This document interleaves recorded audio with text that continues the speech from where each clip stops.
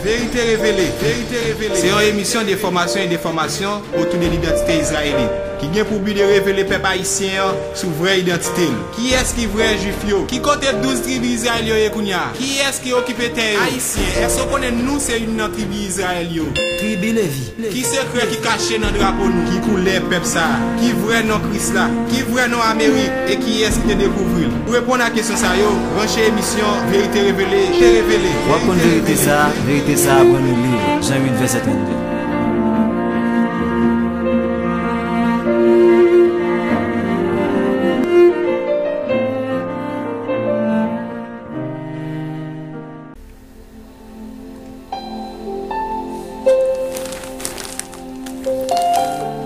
Bonjour, bonsoir encore une fois et beauté à tous nos frères de partout, et notamment en terre de Kachopa, Kimuntu, Salama, et notamment en notre mère adoptive, la terre de Lévi, la terre de Dessalines, Haïti, chérie tribu Lévi.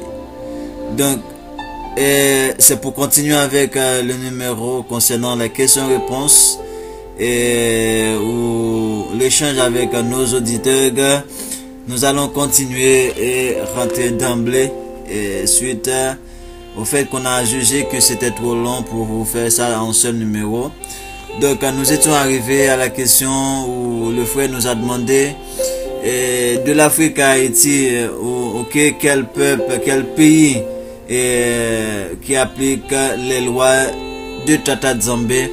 Donc nous avons dit que aucun pays de l'Afrique à Haïti n'est dans la possibilité de pouvoir appliquer les lois de Moïse suite au fait que qu'on est dans l'esclavage, on est encore dans la servitude, et on peut maintenant se battre pour éviter de commettre des choses qui ne sont pas qui sont des choses abominables, qui ne nous convient pas, parce que étant maintenant en connaissance de qui on est, donc on doit éviter tout ce qu'on peut éviter, mais c'est pas ça qui dit qu'on observe ces lois pour autant. On peut éviter de manger de la chair du porc, je pense ça encore comme exemple, mais ça ne veut pas dire qu'on ne mange pas la chair du porc, parce qu'on mange de toutes sortes de trucs qui sont dans les marchés, des fois même les choses qu'on pense que les choses qui peuvent être les plus sains, même dans les jus qu'on achète,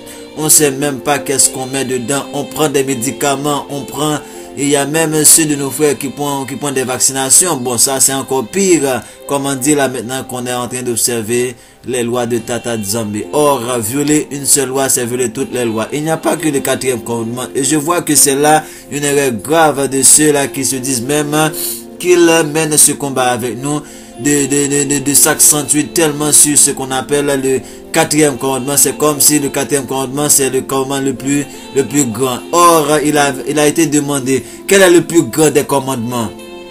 Le plus grand des commandements, le plus grand des commandements, c'était résumé comme aime ton prochain comme toi-même. Voyez-vous? Donc il n'a pas été dit que le plus grand commandement était le 4e commandement. Ok? Parce que en aimant son prochain comme toi-même, parce que plus loin il va dire que comment tu peux dire que tu aimes le Créateur sans aimer ton prochain? Voyez-vous? Est-ce qu'il a dit que c'est le 4e commandement? Bon, je savais même, je me rappelais même pas de ça pour vous dire ça dans le premier numéro. Il n'a pas été dit que c'est le 4e commandement qui est le plus grand. Le commandement le plus grand, c'est aime ton prochain comme toi-même. Aime ton prochain comme toi-même, c'est le résumé des 6 commandements qui parlent du premier commandement qui dit que d'honorer sa famille. Donc c'est l'honneur à la famille. Le premier prochain, c'est sa famille, ses parents qu'on doit d'abord honorer. C'est le premier commandement. On a même dit qui accompagne des promesses. C'est le premier commandement qui concerne la relation entre nous les hommes. Les 4 autres commandements concernent le Père. Mais on ne peut pas appliquer les 4 commandements qui concernent le Père sans appliquer d'abord les commandements qui nous concernent entre nous. Voilà pourquoi dans 1 Jean, il a dit que comment pouvez-vous dire que vous aimez le Créateur pendant que vous n'aimez pas votre prochain? Donc le plus grand commandement n'est pas le 4e commandement, mes chers amis. Arrêtez d'insister Oh, le quatrième commandement, le quatrième commandement, le quatrième commandement. Vous faites là comme les Édomites. Vous faites là comme les Adventistes. Vous faites là comme les Judaïsants. Alors que vous dites que vous vous détachez de ces gens-là. Arrêtez avec ça. Parce que ce n'est pas le quatrième commandement qui est le plus grand commandement. D'ailleurs, il n'y a pas de plus grand commandement que de donner sa vie pour ses amis. Vous voyez? Il n'y a pas de plus grand amour que de donner sa vie pour ses amis. Or, c'est l'amour qui est le plus grand commandement. Aimer ton prochain. C'est en aimant son prochain qu'on va prouver qu'on aime son Créateur. Il faut qu'on saisit bien ce qu'on enseigne.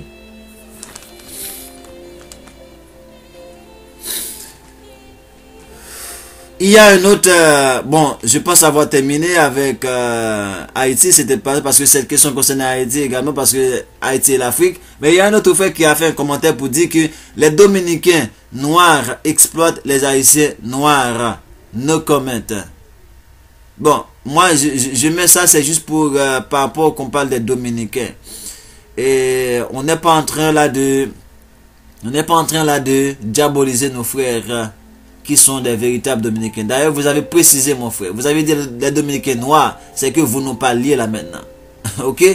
Si au moins vous avez dit les Dominicains, mais vous avez mis en parenthèse Dominicains noirs, ça veut dire que vous parlez maintenant au peuple de Tata Nzambe. Les Dominicains noirs, ce sont nos frères Siméon.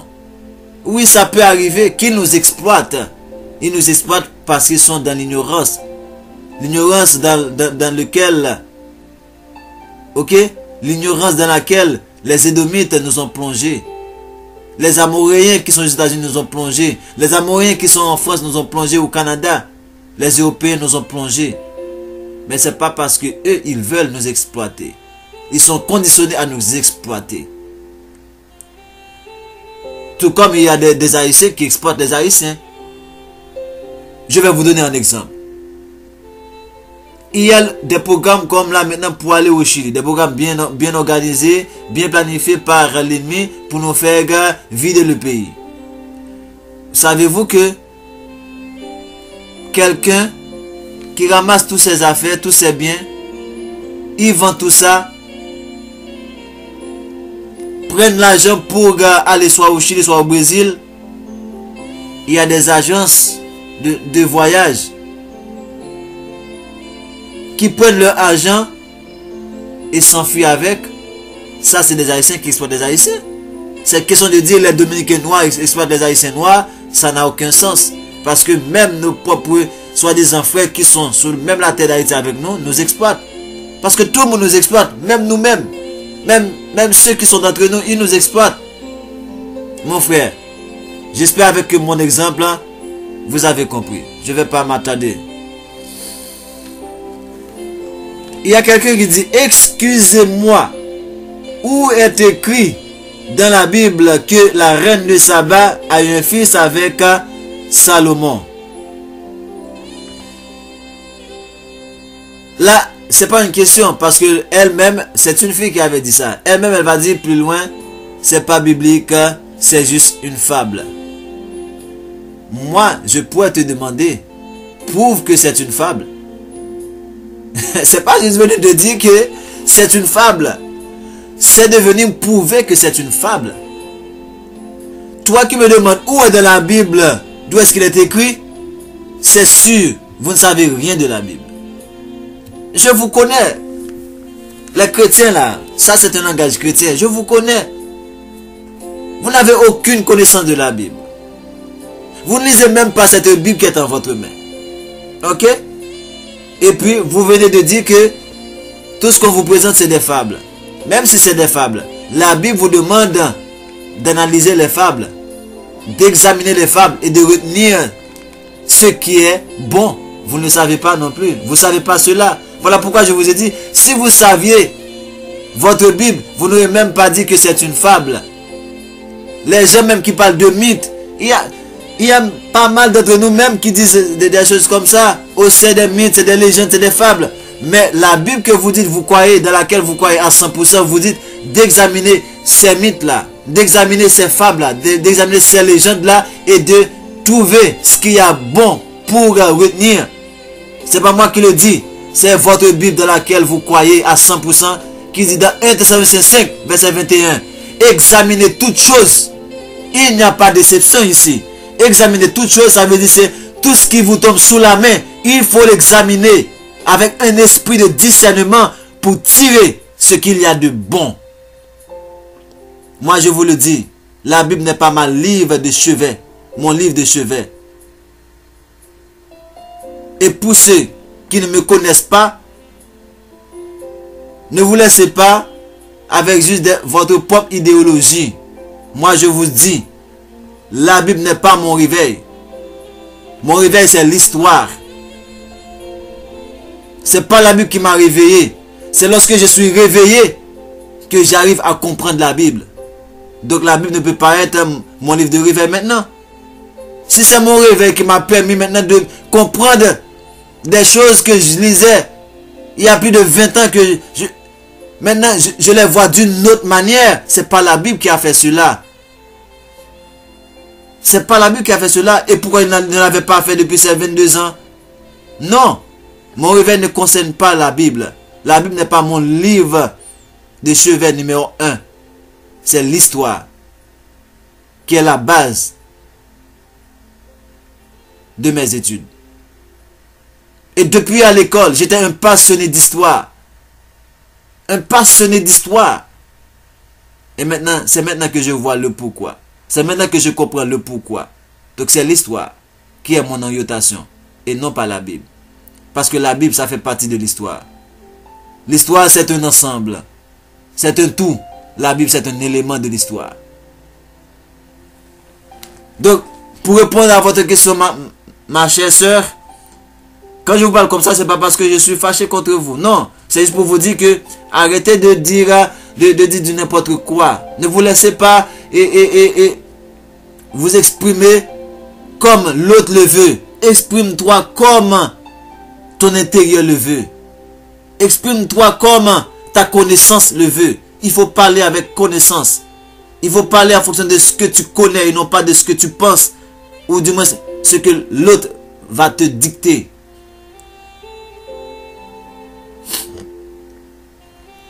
La reine de Saba est présentée dans la Bible. Ok? Il y a des gens même qui vont même dire que la façon dont ça va être présenté dans l'Ancien Testament, dans le Nouveau Testament, ce qu'il appelle le Nouveau Testament, c'est pour parler même de Lilith, la reine du ciel. Mais on va même voir effectivement que ça pourrait avoir un lien vraiment lorsque on va dire que le Jésus a dit que Jésus a dit que et même la reine de Saba va venir du midi pour asseoir avec moi. Il y a des gens qui vont même prendre ça pour adresser ça comme à Lilith, mais c'est pas le cas. Mais si on peut le dire, parce que même l'islam parle de la reine de Saba comme une démone. Mais c'est pas la reine de Saba qui est la démone. C'est Lilith qui devient la démone. On va répondre à cette question. Maintenant, c'est juste pour dire que même le christianisme que vous avez entre vos mains, le fondement du christianisme, c'est la terre de Katiopa.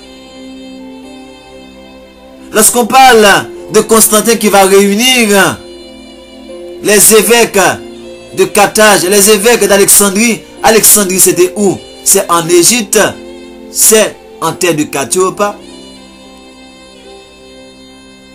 Et le christianisme, on dit que les pratiques qu'on va prendre pour mettre dans le christianisme, c'était des choses qui se faisaient déjà en Éthiopie, bien avant l'arrivée de Constantin. Donc ça veut dire que il ne faut pas se focaliser tout simplement pour dire que la Bible parle. La Bible des chrétiens de l'Occident comporte 66 livres.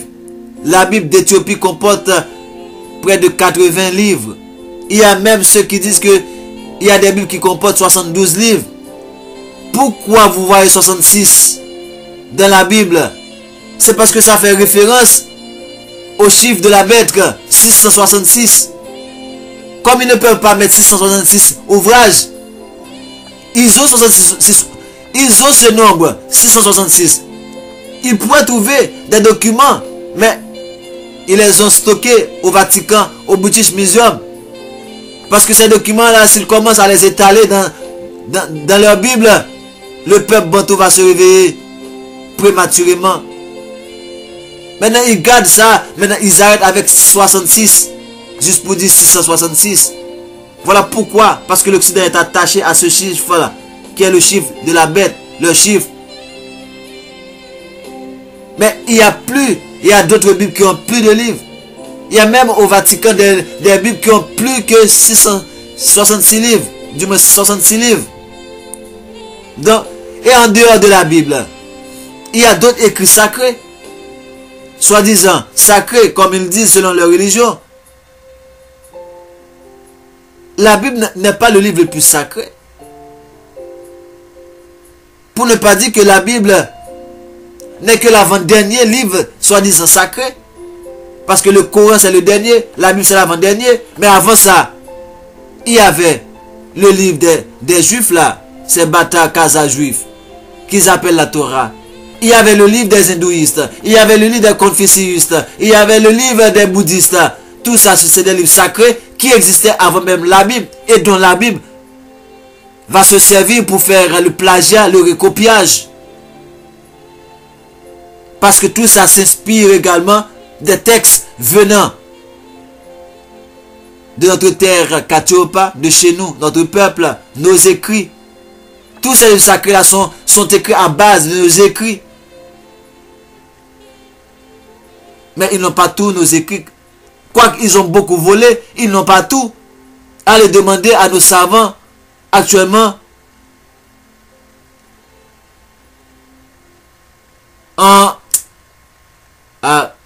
comment ça s'appelle là?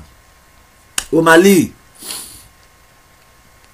Tombouctou, qui est le centre maintenant du savoir après l'Égypte, après Congo. Allez demander pourquoi l'armée française a fait son intervention en 2012. C'était pas seulement pour aller chercher les richesses de la terre. C'est des documents sacrés qu'ils voulaient avoir.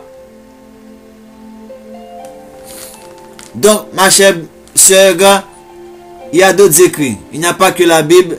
Il y a d'autres écrits même qui ont servi de base aux écrits de la Bible. Il faut les trouver. Et parmi lesquels il y a l'épopée de Gilgamesh qui existait des milliers d'années même. Avant même Moïse voir la Bible. S'il vous plaît, explique-moi. Est-ce que au temps de l'existence d'Enoch, l'écriture existait pour qu'il y ait pu rédiger son livre? Vous voyez? Enoch était le 7e après Adam. Ça veut dire de la 7e génération. Ça veut dire que c'était des gens qui étaient encore plus en contact direct avec le Créateur. Et Enoch, après l'Adam parfait, l'Adam de la création, avant la désobéissance, Enoch est la deuxième personne qui était le plus rapproché du Créateur, qui avait une connexion plus connexe, plus relationnelle, plus directe avec le Créateur. Enoch, je ne peux pas moi-même vous le dire s'il avait écrit de ses propres mains. Mais je sais que au moins les fils de Noé ont écrit. Ont écrit ce qui concernait Enoch. Parce qu'avant, il faut dire que la connaissance était orale, était transmise de manière orale. Parce que il est même demandé selon le contexte de Katiopa, notre peuple, qu'on ne doit pas tout mettre sur papier. Parce que quand on met sur papier, l'ennemi vient, il vole ça, il peut le changer. Et c'est ce qu'ils ont fait avec nos écrits qu'on a mis sur papier. Ils ont volé pour faire ça, ce qu'on appelle la Bible. Et c'est pas moi qui le dis, Joël, toi l'a dit. Vous avez volé ce que j'avais de plus précieux, vous l'avez amené dans vos temples. C'est la parole qui est la chose la plus précieuse pour le Créateur. Et c'est avec ça qu'ils ont fait la Bible. Eux-mêmes, ils l'ont déclaré. ayant la vérité en leurs mains, ils l'ont transformé en mensonge. Romains 1er verset 25. C'est pour tous ceux qui disent que la Bible c'est la parole du Créateur, c'est blablabla. Non, dans votre Bible il dit que ils ont la vérité entre leurs mains, mais ils l'ont transformé en mensonge. Mais c'est en vain, parce qu'ils sont confus. Dans cette confusion, ils ont laissé les traces que ces écrits ne leur appartiennent pas. Les écrits avec lesquels ils ont écrit la Bible, ça ne leur appartient pas. Quoi qu'ils vont ajouter, ils vont ajouter beaucoup de choses malicieuses pour nous égarer. Donc, c'est pour dire, mon frère, que je ne peux pas vous donner la garantie que non, qu'à écrire de ses propres mains. Mais ce qui est sûr, les fils de Noé ont écrit. Voilà pourquoi on a ce qu'on appelle les 6 lois, les 7 lois noaïdes, les 7 lois des fils de Noé. Il y a des gens qui vont dire que, ah non, ça c'est les Édomites qui les ont écrits, blablabla, blablabla. Mais allez regarder ces 7 lois. C'est à partir de cette loi qu'on a eu les 10 commandements. Dire que ça c'est les Édomites, ça c'est votre affaire. Mais les 7 lois des fils de Noé, ce sont les 10 commandements de Moïse. Il y a un commandement qui est divisé en 2. Et puis on a ajouté ce qu'on appelle le commandement concernant la famille. Et puis on a ajouté le commandement concernant le jour du sabbat hebdomadaire. Qui n'était pas comme une chose qu'on avait vue qui s'appliquait, mais avec la création de la nation, c'était imposé. Parce que la façon dont c'était défini le sabbat hebdomadaire du temps de Adam, c'est pas la même chose. Parce que Adam n'avait pas à travailler la terre comme on travaille la terre maintenant. C'était comme Adam avait à prendre soin de la terre, mais non pas de travailler la terre. Mais c'est après le péché qu'on commence à travailler la terre. Mais vu que on était encore au tout début de la création, c'est que la terre produisait par lui-même. C'est comme cette prophétie de dire que c'est à la sueur de ton front que tu mangeras du pain. C'était pour les générations à venir. Dès les générations à venir. Mais les premières générations n'avaient pas grand chose à faire pour cultiver la terre. Maintenant c'est à nous maintenant de s'efforcer davantage pour cultiver la terre. Tout comme, vous voyez comment ils vivaient de longues années. Et que maintenant nous ne vivons que de quelques gouttelettes d'années. Donc c'est juste pour vous dire. Maintenant, il y a un... Je crois qu'on a terminé avec cette partie. Là, il y a un autre qui dit aussi pour les mois. S'il y a 10 mois au lieu de 12 mois, alors il faut savoir quand cela a été changé. Pour savoir à quelle année on est en ce jour. Là, c'est une approche qui est vraiment intéressante. On dit que c'est avec l'Empire romain. Ok? Et Lucifer va changer le temps et la loi. J'ai expliqué ça dans mes vidéos sur la loi. VTVLJ, je crois, ou VTVLI. Vous pouvez aller voir pour approfondir tout ça. Mais ce qui est important dans votre intervention, c'est que c'est pour savoir dans quelle année on est. Avec ce changement, il est difficile vraiment de savoir exactement dans quelle année on est. Pour certains, c'est qu'on va atteindre comme les 6000 ans de l'existence de l'homme sur terre. Mais la création en soi est nettement au-dessus de 6000 ans. Ça va même jusqu'à des millions d'années. Les fossiles, l'étude des fossiles le prouve, le montre, le démontre que l'humanité a une existence vivante depuis des millions d'années. Quand on parle des 6000 ans, moi je ne maîtrise pas encore dans quel contexte. Est-ce que c'est pas dans le stade de l'homme actuel qu'on parle de 6000 ans?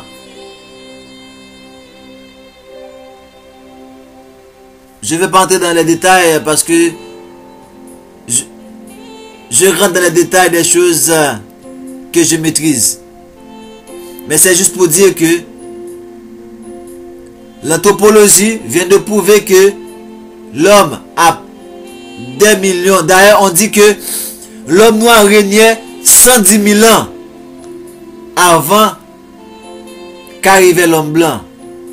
Et on a estimé à 130 000 ans l'existence de l'homme en soi sur terre, selon les données de Cheikh Anta Diop, que les grands savants de l'humanité occidentaux ne peuvent plus contester.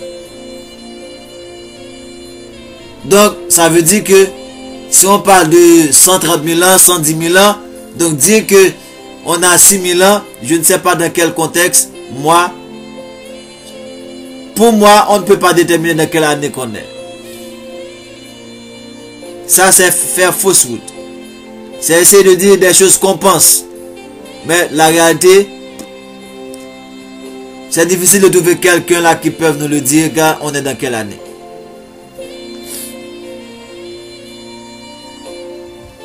Donc, maintenant il y a une autre question qui dit que, donc, la première femme d'Adam est un démon, mais auparavant c'était une femme. Comme le récit dit, elle refusait de se soumettre à Adam car ils étaient égaux. Maintenant, quelles sont les références bibliques qui parlent de l'adultère d'Ève et comment cela s'explique?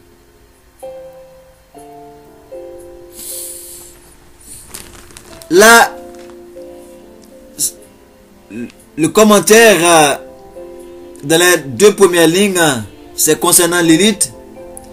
Et la dernière ligne, ça concerne surtout les références bibliques qui parlent de l'adultère d'Ève.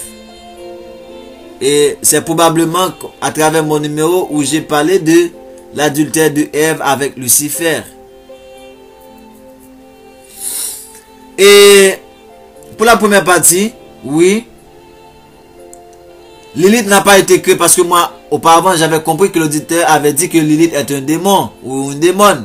Mais Lilith n'a pas été créée comme un ange. Lilith n'est pas un ange en soi. Il a été divinisé maintenant. Parce que avec la force spirituelle qu'on avait, c'est ça que je disais même, avec nos ancêtres qui ont fait la révolution haïtienne, ils avaient une connexion spirituelle tellement élevée qu'ils pouvaient faire des choses, époustouflantes qui épataient les colons, qui abassoudaient les colons. Et ces forces-là ont été utilisées dans le cadre de notre bataille. Et on ne se fait pas d'illusions, on ne doit pas se mentir. Il y avait la force spirituelle qui s'appliquait dans le cadre de notre bataille. Prenons juste par le simple fait. Ce qui nous a été rapporté sur Capra la mort.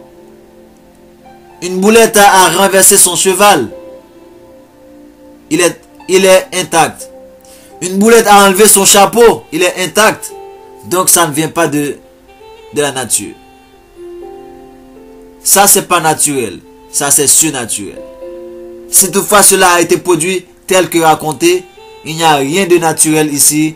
Ça c'est de la spiritualité pure.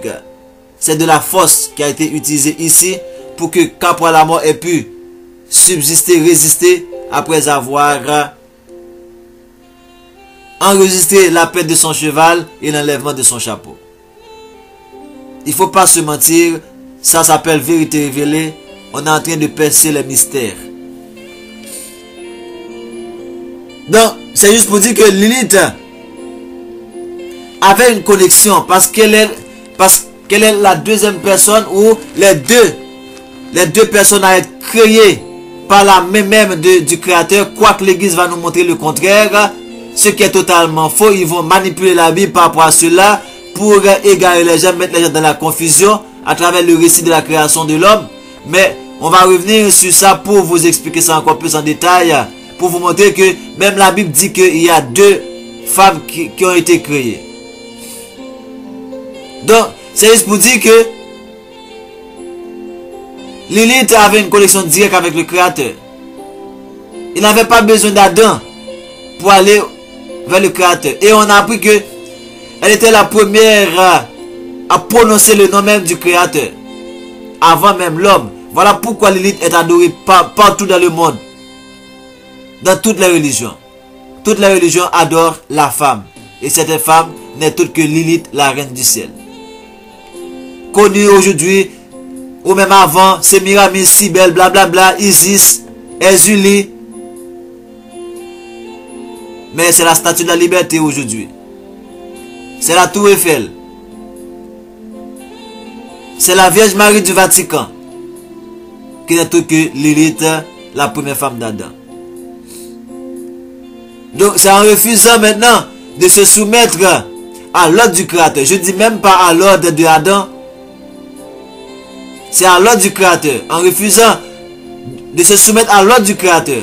Parce que lorsqu'elle a refusé maintenant de faire quelque chose que Adam lui a demandé de faire, elle s'est enfuie. Mais le Créateur a envoyé des anges pour la ramener. C'est ça la désobéissance.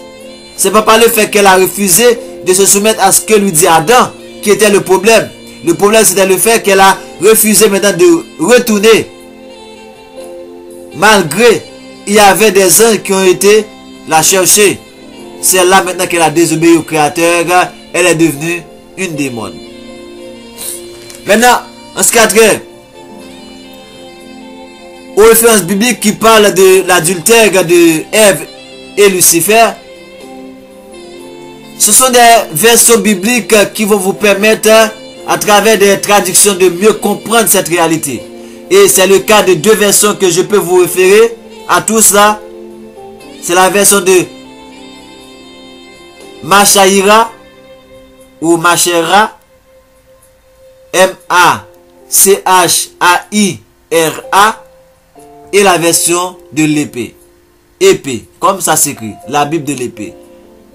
Ces deux versions de Bible, c'est eux qui ont une traduction beaucoup plus rapprochée à vous permettre de la façon dont ils transcrivent, ou du moins traduisent les textes concernant cet épisode, vont vous montrer que effectivement il y a eu ce rapport. Mais même dans la Bible, il a dit, vous ne pouvez pas comprendre. Quand il parle de fille de l'arbre défendu, l'église vous arnaque avec une question de pomme. Mais le fruit de l'arbre défendu là, c'était autre que le vagin de la femme. D'ailleurs, vous-même les femmes là, vous dites ce que vous avez de plus précieux en vous, c'est votre partie génitale. Mais c'est ça le fruit. C'est ça le fruit. Quand on dit qu'elle a goûté, elle a vu que c'est bon. Maintenant, dans son rapport sexuel avec Lucifer, elle a vu que c'était bon. Et elle est allée donner ça à Adam pour pouvoir vivre l'expérience maintenant de cela. Et Adam l'a couché. Et c'est dans ce moment-là que Adam va injecter le germe de Abel. Mais Lucifer avait déjà injecté le germe de Caïn. Voilà pourquoi Caïn est appelé le méchant. Et il va même tuer son propre frère. C'est parce que Ève était enceinte. Lorsqu'il a eu le rapport avec Lucifer, elle était enceinte de Adam, de Caïn, de Lucifer.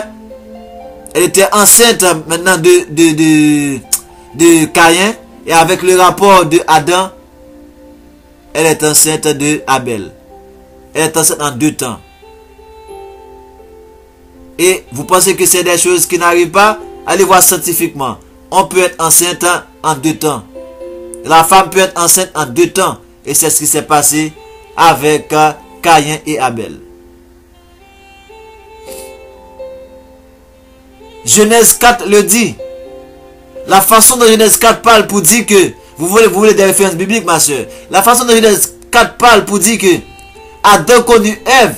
Elle a enfanté un fils qui lui donne le nom de Caïn. Mais on dit que elle a encore enfanté. Ça veut dire dans cette même conception, c'est 2 enfants qui sont nés. Et on va voir la différence par rapport à cette nuance. c'est lorsqu'il va parler de la conception de Seth au verset 25, 24-25. Vous allez voir, il va dire que Adam connut Ève encore. Ou du moins, Adam connut Ève, elle enfante Seth. Mais avant, il dit Adam connut Ève, elle a enfanté Caïn, ensuite Abel. Ça veut dire que c'est pour la même conception.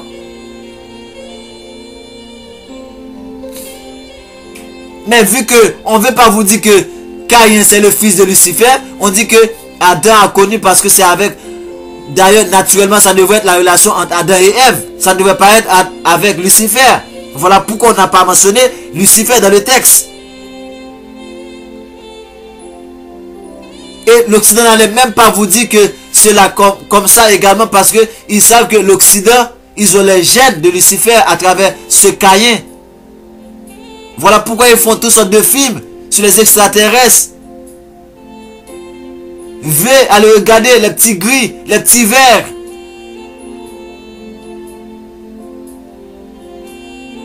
Ils sont parmi nous les Néphilim. Et c'est eux qui gouvernent le monde, qui détruisent tel le monde. On avance. Ah, j'aimerais...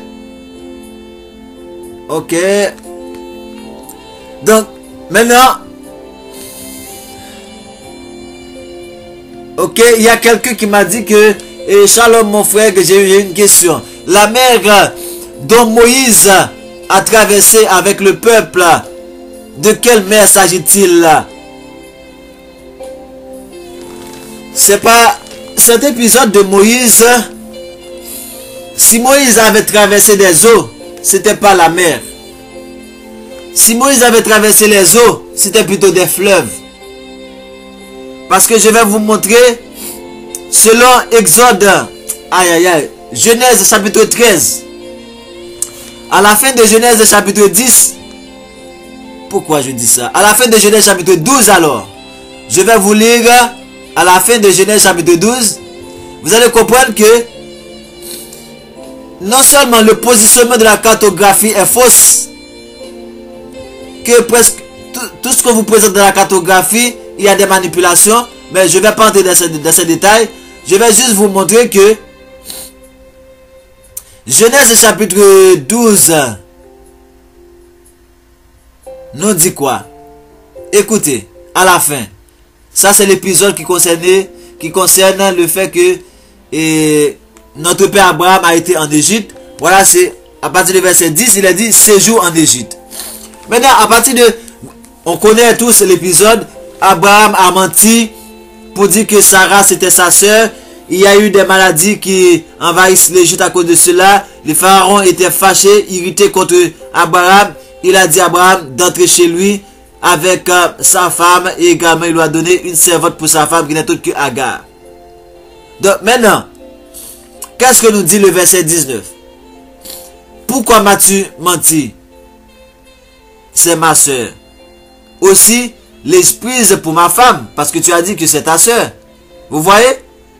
Vous là qui pensez que l'Égypte c'est un peuple barbare, c'est un peuple quoi qui n'adore pas le Créateur. Pourquoi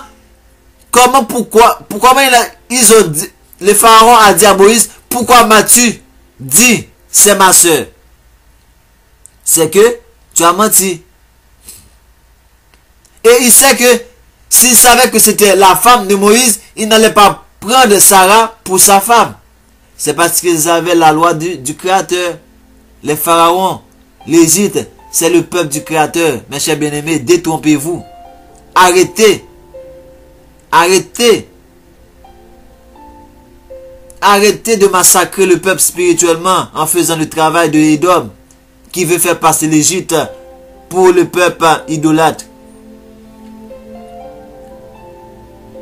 L'Égypte est devenue idolâtre, tout comme nous aussi, peuple bantou, on est devenu idolâtre.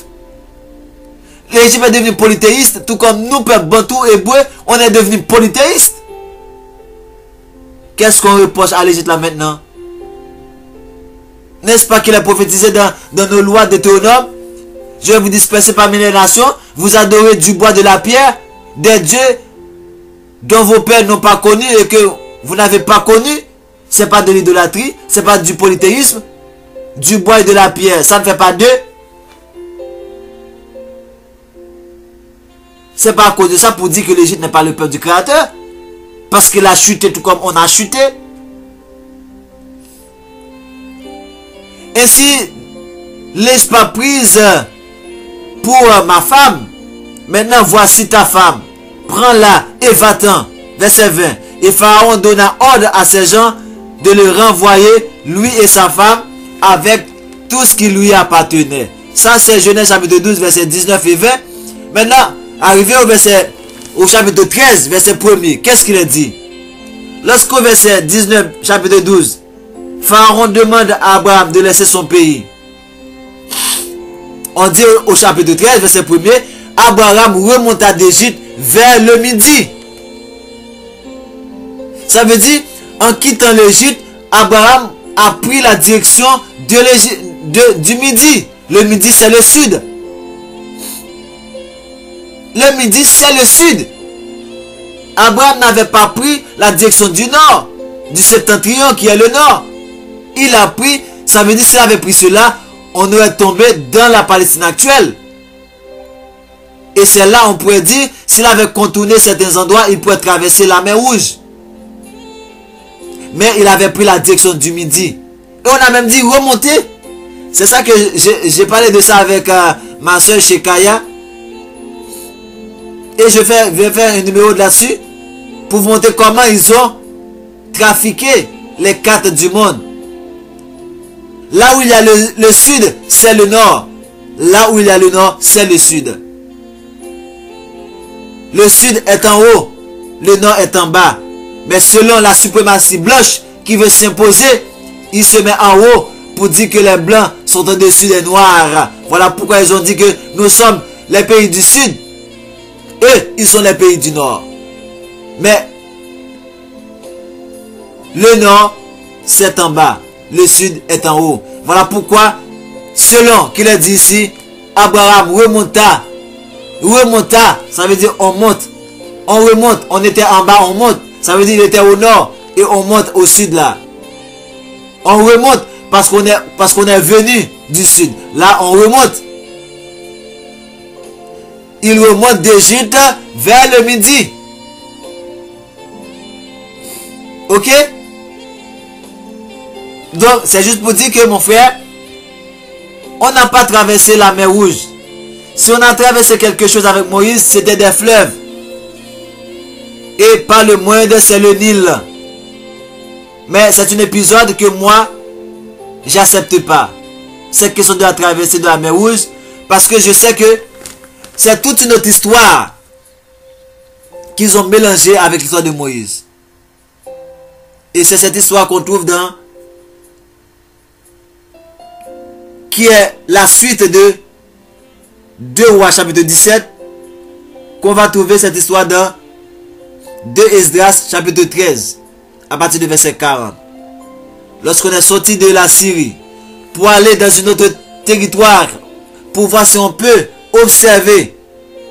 Vous voyez même là encore, vous voyez? On a laissé la Syrie pour aller dans un autre territoire pour voir si on peut observer les lois de Moïse. Ça veut dire qu'on ne pouvait pas les appliquer en étant en Assyrie parce qu'on était dans la captivité. On n'applique pas nos lois dans un pays étranger. Quand un Américain arrive, un États-Unis arrive en Haïti, il doit se soumettre aux lois haïtiennes et non pas aux lois des États-Unis. Un Canadien arrive aux États-Unis, il doit se soumettre aux lois états-uniennes et non pas aux lois canadiennes. Donc on ne peut pas appliquer sa loi dans un pays étranger. On est dans un pays étranger, on ne peut pas appliquer les commandements du Créateur parce qu'on est en exil, on est dispersé même pas dans un pays étranger, on est dans des pays étrangers. On est en dispersion. On est chez l'ennemi. Donc, c'est dans Esdras, il a dit que il voulait voir s'ils peuvent trouver notre territoire pour appliquer les lois de Moïse. C'est là qu'ils vont traverser le fleuve Euphrate et non pas la mer Rouge. Le fleuve Euphrate. Et cela a duré 1 an. Le Créateur avait ouvert les eaux devant eux pour qu'ils traversent pendant 1 an et demi le fleuve de l'Euphrate. et non pas de la mer Rouge. C'est cette histoire-là qu'ils ont pris pour mettre dans la Bible pour dire que Moïse a traversé la mer Rouge. Mais lorsqu'on prend ce que je viens de prendre avec vous, Genèse chapitre 13, ça montre que on n'était pas allé vers le nord, on était allé vers le midi. Ça veut dire c'était vers l'Afrique centrale qu'on était remonté. Donc maintenant, il a dit, si il est le Père éternel, à savoir Isaïe, ça c'est un commentaire. L'auditeur a dit que si tu arrives à bien maîtriser, il me parle à moi, il me dit que si j'arrive à bien maîtriser le livre d'Ésaïe, qui a toute la vérité sur Isaïe, j'arriverai à comprendre que Isaïe est le Père éternel. Je crois avoir mentionné ça dans notre vidéo. Ce que l'auditeur ne comprend pas lui-même, c'est parce qu'il ne comprend pas qu'est-ce que c'est que le Père éternel. Ok? Lorsqu'on dit Père éternel dans ce contexte, ça fait référence à David, mon frère. C'est David qui va être sur la maison d'Israël ou du peuple bantou hébreu, le Père éternel. Donc, le resto qui va sortir du trône d'Isaïe, qui va donner David, c'est ce resto-là qui va être le Shiloh, le gemme, qui était prophétisé dans Genèse chapitre 3, verset 15. Et Zacharie chapitre 6, verset 12, le gemme, qui est le Shiloh, qui va avoir entre ses mains le sceptre de la royauté pour Judas et le bâton du sacrificateur pour Lévi. C'est lui qui va régner avec le double pouvoir, la double puissance, la double autorité spirituelle et charnelle. C'est lui qui va être le Père éternel, parce que son règne n'aura plus de fin. Si tu dis que si je maîtrise le livre d'Ésaïe, maintenant c'est à moi de te demander maintenant de bien maîtriser ce que tu as lu dans Ésaïe, parce que moi je l'ai déjà maîtrisé. Ok mon frère? Et si vous l'avez maîtrisé, vous aurez dû comprendre cela, que le Père éternel qu'il est question ici, c'est parce qu'il est celui qui va régner et son règne n'aura aucune fin.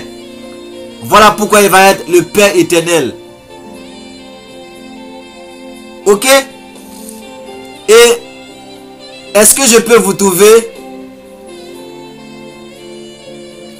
C'est dans Ésaïe chapitre,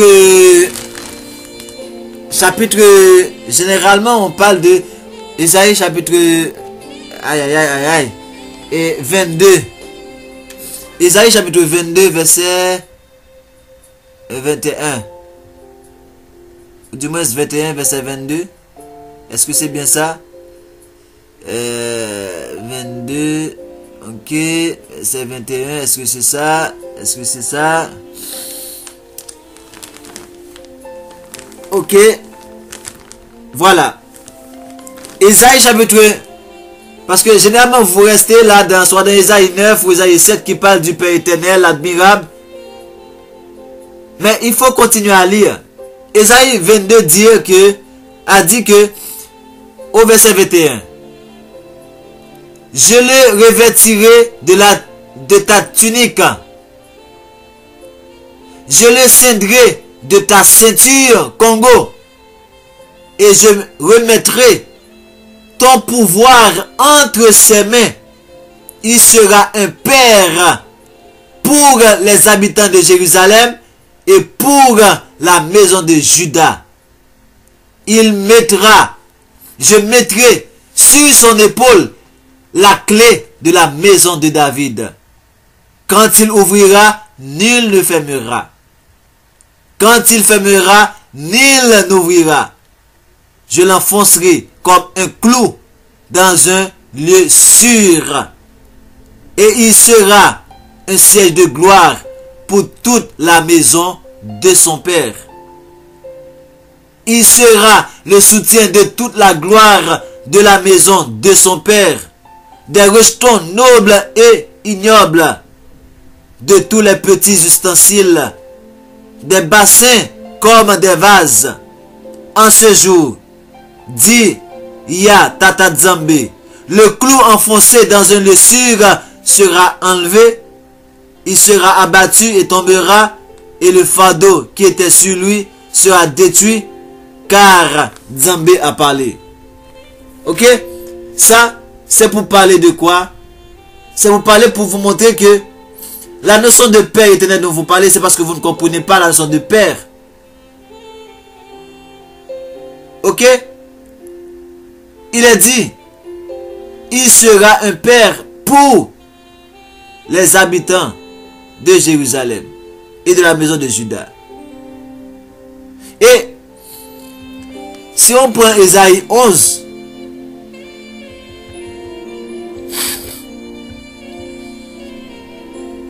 Ésaïe 11, qu'est-ce qu'il est dit? Quand vous dites par exemple que c'est Isaïe qui est le créateur lui-même, je vous montre juste Ésaïe 11 pour vous montrer, pour comprendre Ésaïe chapitre 22 que je viens vous lire. Il a dit, puis un rameau sortira du tronc d'Isaïe, un rameau sortira du tronc d'Isaïe, et un rejeton naîtra de ses racines. L'esprit du Créateur reposera sur lui. Ça, c'est une personne différente de la personne du Créateur, mes chers bien-aimés. L'esprit de sagesse et d'intelligence. Est-ce que l'esprit de sagesse peut se reposer sur le Créateur alors qu'il est lui-même la sagesse? Est-ce que l'esprit d'intelligence peut reposer sur le Créateur parce qu'il est lui-même l'intelligence? L'esprit de conseil et de force, l'esprit de connaissance et de crainte du Créateur. Mais de quoi vous parlez? Il respirera la crainte de Ya Tata Nzambe le Créateur. Ce rejeton-là qui va être le Père éternel, il va respirer la crainte du Créateur. Il ne peut pas être le Créateur maintenant. Il ne jugera point sur l'apparence. Il ne prononcera point sur un oui-dire. Mais il jugera les pauvres avec équité. Et il prononcera avec droiture sur les malheureux de la terre. Il frappera la terre de sa parole comme d'une verge. Et du souffle de ses lèvres, il fera mourir le méchant. La justice sera la ceinture de ses flancs. Le Créateur n'a pas besoin de ceinture. Et la fidélité, la ceinture de ses reins. Fidélité par rapport à qui? Il va être fidèle par rapport à qui? Par rapport au Créateur. Donc il ne peut pas être le Créateur maintenant. Je reste ici. Ici, quand on parle de ceinture, de vérité, tout ça, c'est ça que signifie le mot Congo, qui c'est Kanga. Ok? Donc mon frère, j'ai fini avec votre réponse. C'est à vous de comprendre Isaïe. D'accord mon frère? Il a dit maintenant que, apparemment, je ne vais pas faire ton numéro, hein. Mais,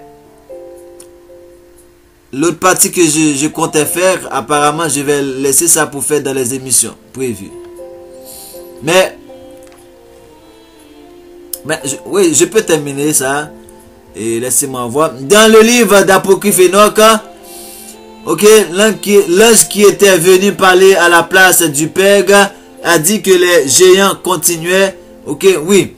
Donc j'avais mis ça, c'est pour dire que, effectivement, que même dans le livre de Nombre, chapitre 13, il nous montre qu'il y avait encore les géants. Et c'est ça que Josué a qualifié de nous-mêmes, nous étions comme des sauterelles par rapport à ces gens-là.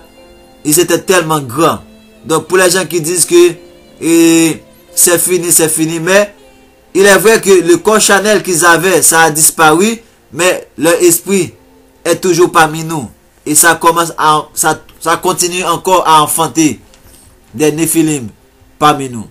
Shalom, je voudrais demander, c'est vrai qu'on doit observer le sabbat. Comment le respecter puisque le système édomite nous empêche de respecter les lois du Créateur? J'ai déjà répondu à cette question. Comme je le dis, on ne peut pas respecter le sabbat. Donc on ne peut pas observer les lois.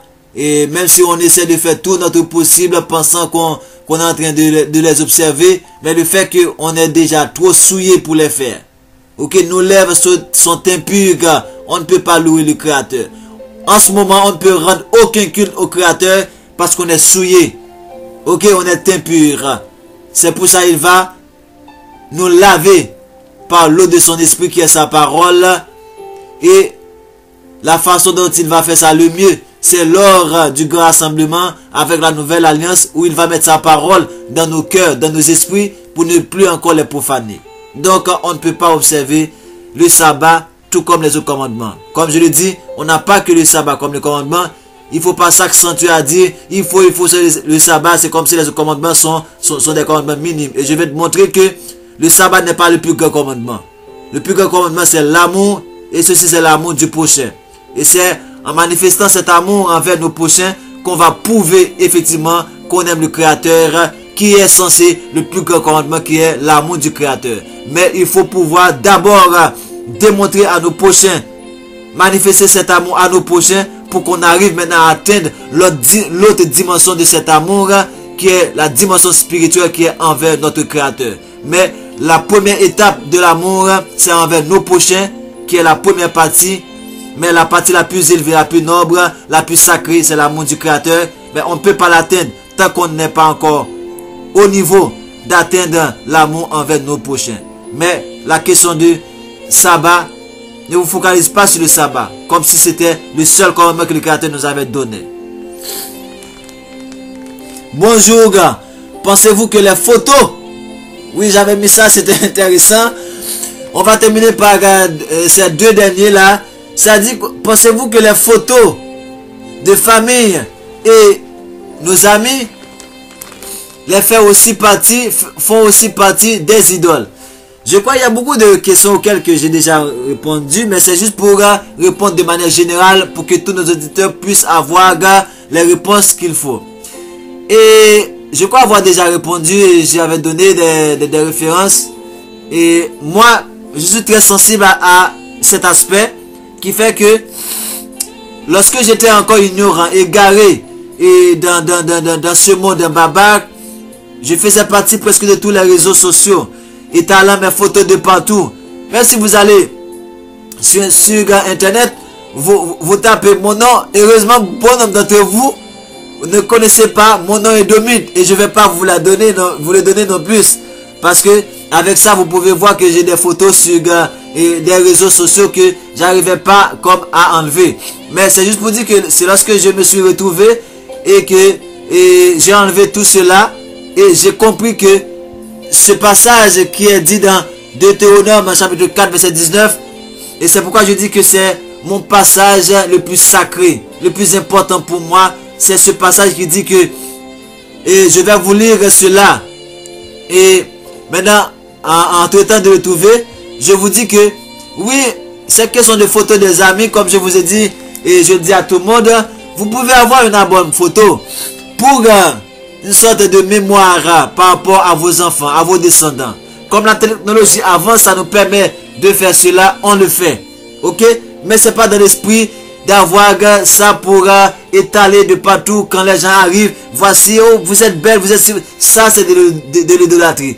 Pire encore, à le publier sur des réseaux sociaux, étalant vos fesses, étalant vos seins, étalant votre forme. Vous ne vous habillez même pas convenablement à la manière des Bantous, comme vous le devriez être selon l'écriture. Vous êtes habillés de façon abominable. Nous nous habillons. Quand je dis vous, je me parle moi-même. C'est pour ça que j'ai un numéro à faire sur les pantalons.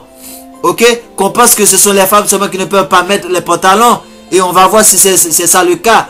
Donc, je m'inclus dans ce nous. Donc, c'est que on est habillé de manière abominable aux yeux du Créateur. Et lorsqu'on met les trucs sur nous, on voit tous nos formes. Il y a nos soeurs là, on voit même tout leur partie génitale. C'est pas croyable. Et on expose ça sur Facebook de partout à se vendre. On vend quoi?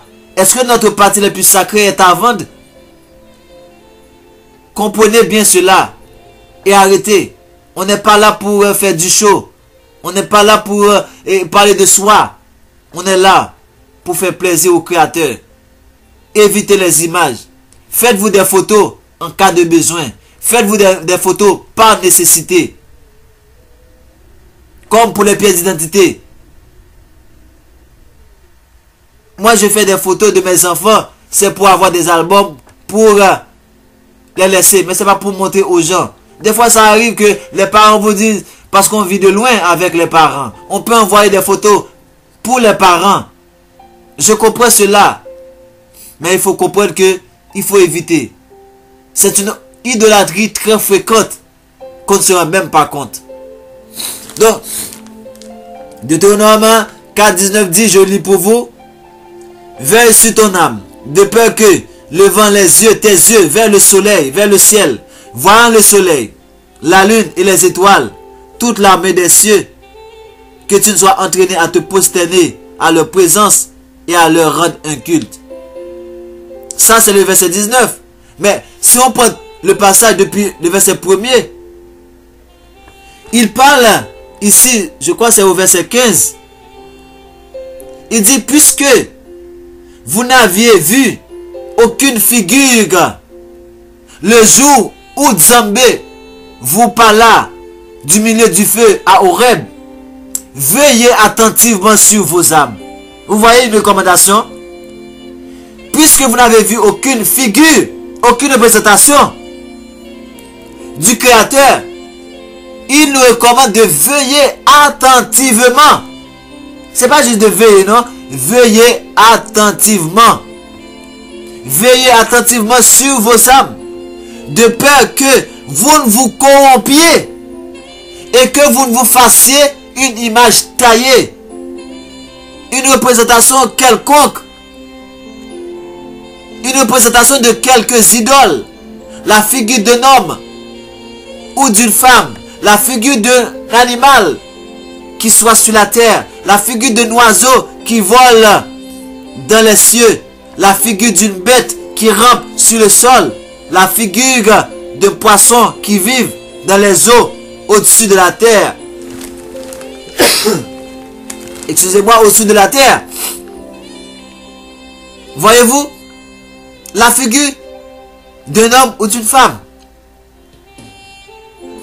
C'est pas que ça vous dit que de ne pas faire une image taillée d'une figure d'homme ou de femme. Mais quand vous faites votre photo, vous commencez à admirer cette photo. C'est sur votre téléphone, de partout. Et à présenter aux gens. Voilà ma photo, voilà ci, voilà ça. C'est un problème. C'est affiché en grand pompe chez vous quand les gens arrivent. La première chose qu'ils voient, non pas vous en personne, mais votre photo. C'est ça qu'il faut éviter. Et pour finir, on a cette dernière question. Et je l'ai mis en dernier parce que c'est ce sur quoi vont baser nos prochains numéros, la prochaine rubrique. C'est j'aimerais savoir dans quel continent se situait l'Israël antique et de quelle race étaient-ils les Hébreux. La dernière partie de cette question, je réponds rapidement. Les Hébreux sont de race d'Abraham. Ok? Les Hébreux sont de race d'Abraham. Et cela, vous pouvez le voir dans Hébreux, je ne me rappelle pas, chapitre 2 ou chapitre 10. Est-ce que c'est Hébreux chapitre 2 ou chapitre 10? Pour gagner du temps là, parce que j'avais pas ça en tête. Oui, est-ce que c'est Hébreux chapitre 2? Mais vous avez ça encore.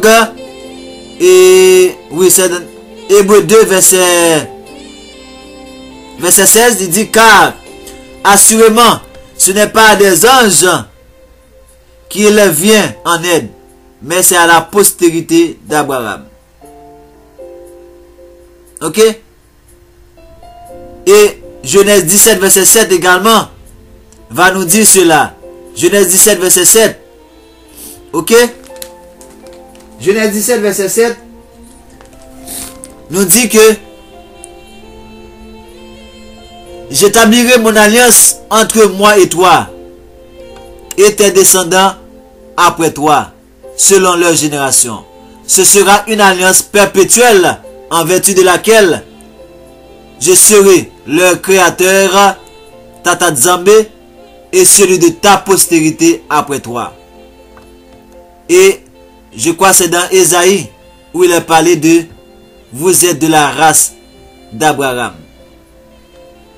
Ok? Donc, maintenant, de la question que de quel continent, on le dit, on le répète, c'est pas une question, c'est pour ça que je tiens à faire ce numéro, c'est pour mettre les points sur les i concernant la question du positionnement de ce peuple bantou hébreu qu'on appelle Israël. Même beaucoup de nos frères pensent que c'est avec l'invasion de Titus, comme c'était prophétisé par le Jésus de la Bible, que le temps va être détruit. En l'an 70, ça a été fait. Mais historiquement, on n'arrive pas à prouver cela. On n'arrive pas à prouver cela historiquement. Et moi, personnellement, je ne crois pas dans ce récit. Le récit qui pense que on a été, en l'an 70, dispersé. Et qu'est-ce que je veux dire par là? C'est que il y a bon nombre même de nos frères qui pensent que c'est suite à cette invasion de Titus qu'on est allé se réfugier en Afrique. On sort de la Palestine pour aller en Afrique. Mais c'est du faux. C'est du faux. Totalement faux. C'est les gens qui ne comprennent pas grand chose. Malgré, ils sont sur le chemin de comprendre. Et c'est pourquoi nous allons faire ces numéros là pour les éclaircir davantage. Ok? Donc, qu'est-ce que je veux dire par là? C'est que la réalité c'est qu'on n'a pas été enfui. Ok? Lorsqu'on dit qu'on a été et pour se réfugier, c'est au milieu des Kamites. C'est pas dit que, parce que rappelez-vous, le mot Égypte même, ça symbolisait tout Kam, le pays de Kam. Quand on sort de chez nous, soit du Congo, où se trouve le cœur d'Israël, pour aller jusqu'en Afrique du Sud, lorsqu'on a été envahi, on est allé chez le peuple Kamite. Mais c'est pas parce qu'on sort de la Palestine pour entrer en Afrique. On est déjà en terre d'Afrique. Et ça, je l'ai déjà prouvé à travers Ésaïe chapitre 18, verset 1 à 7. Et Sophonie 10. Sophonie 3, verset 10, nous dit que c'est au-delà des fleuves de Couche. Allez regarder la carte par vous-même. Dites-moi, au-delà des fleuves de Couche, qu'est-ce qu'il y a? Les fleuves de Couche, ce sont notamment le Nil bleu qui a pour source, qui a comme source Antana en Éthiopie, et le Nil blanc qui a pour source le lac Victoria en Tanzanie. Ce sont ces fleuves là lorsqu'on parle de au-delà des fleuves de Couche. Et il y a beaucoup d'autres fleuves. Mais quand on parle des fleuves de Couche, ce sont ces deux fleuves là qui vont se fusionner à Khartoum, au Soudan. C'est ça qu'on parle des fleuves de Couche. Donc est-ce que ça se trouve en Palestine? Non. Pour aller en Palestine là, on doit traverser la mer Rouge. Si on sort de Couche, on doit traverser la mer Rouge là pour aller en Palestine. Ce n'est pas des fleuves qu'on va traverser. Mais Ésaïe, Sophonie nous parle des fleuves de Couche. Ça veut dire que notre terre c'est bien en Katiopa qu'on appelle Afrique. Ok? Enlevez-vous cette aliénation qui fait quoi? Qu'on a été enfui. On a été se cacher en Afrique, mais on est en Palestine. ça encore c'est l'œuvre de l'ennemi. Ce sont des paroles édomites, ce sont des paroles du christianisme. Ok? Donc, et c'est pour ça que je vais vous faire ces numéros. Ok, ces numéros qui va vous montrer. Qui va vous montrer, mes chers bien-aimés,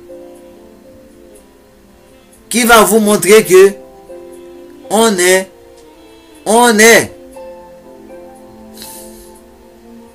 un peuple qui est au cœur de l'Afrique jusqu'en Afrique du Sud. Ok? Donc, je vais vous laisser ici. Mais j'étais en train de vous chercher le passage dans Isaïe qui parle, parce que vous avez parlé de quelle race on est. Eh bien, nous, peuple bantou hébreu, on est de la race d'Abraham. Mais toi, Isaïe 41, verset 8. Mais toi, Israël, que nous appelons Isolélé, mon serviteur Jacob, que j'ai choisi, race d'Abraham, que j'ai aimé. Race d'Abraham que j'ai aimé. Ésaïe 41, verset 8. Et on a Pierre qui va parler. Ok? On a Pierre qui va parler pour dire dans 1 Pierre 2, verset 8, et une pierre d'achoppement, blablabla. Au verset 9, il dit, vous, au contraire, vous êtes une race élue, un sacerdoce royal, une nation sainte, un peuple acquis, afin que vous annonciez les vertus de celui qui vous a appelé. Moi pas dit ça des ténèbres à la véritable lui-même, pas dit ça parce que moi j'ai la compréhension de lui-même et moi qu'à expliquer nous ça. Mais c'est juste pour dire que Pierre dit que nous sommes une race élue. Le peuple élu c'est qui? C'est Israël dont vous parlez, une nation sainte. Ok? Et ce peuple élu là, on va trouver ça dans Deutéronome 7, qui va dire au peuple, Deutéronome 7, je vous lis en passant, lorsqu'on parle de peuple, un sacerdoce royal, vous voyez, le sacerdoce et la royauté. Zacharie 6, verset 12. Genèse 49, verset 8 à continuer, qui parle du Shiloh, qui a le bâton du sacrificateur sacerdoce et le sceptre de la royauté. Voilà le sacerdoce royal. Tout ça, ce sont les descendants de Abraham. Nation sainte, race élue. Eh bien, Deutéronome 7, verset 6 dit, car tu es un peuple saint, que le Créateur, ton Zambé, t'a choisi pour que tu fusses un peuple qui lui appartient entre tous les peuples sur la face de la terre. Ce n'est point parce que vous surpassez en nombre tous les peuples que Tata Zambé s'est attaché à vous et qu'il t'a choisi, car vous êtes le moindre de tous les peuples. Mais, verset 8, c'est parce que Tata Zambé vous aime qu'il a voulu tenir le serment qu'il a fait à vos pères. Zambé vous a fait sortir par sa main puissante, vous a délivré de la maison de servitude, de la main du roi cananéen Macamaron qui régnait sur l'Égypte. Ok? Donc, vos pères ici, je vous donne ce dernier passage pour voir, parce que je veux que vous soyez clairs, c'est Lévitique 26, pour voir, lorsqu'il dit que c'est parce que je veux garder la promesse, le serment que j'avais fait à vos pères, et c'est là qu'on va voir de quoi il parle. Dans Lévitique 26, verset 42, il dit, je me souviendrai de mon alliance avec Jacob, je me souviendrai de mon alliance avec Isaac, je me souviendrai de mon alliance avec Abraham. Ça veut dire on est cette nation sainte, ce peuple choisi, ce sacerdoce royal, c'est de la race d'Abraham. Sur ce, je vous dis bonjour. C'était votre frère Nzabakota Katiopa. Nous allons vous revenir avec la nouvelle rubrique Vérité révélée M, où nous allons vous montrer avec les points sur les i, parce qu'on avait déjà traité cela, que l'Israël antique c'est bien, ou l'Israël, le peuple qu'on appelle Israël, que nous appelons le peuple hébreu bantou, isolé, est bien, bel et bien en terre de Katiopa, qui montre que les Occidentaux ont appelé Africa en l'honneur de leur déesse. Ok? Pour les Arabes, de leur déesse Africa. Africa, c'est une déesse. Et merci à notre sœur Yashua Bantou qui nous a révélé cela.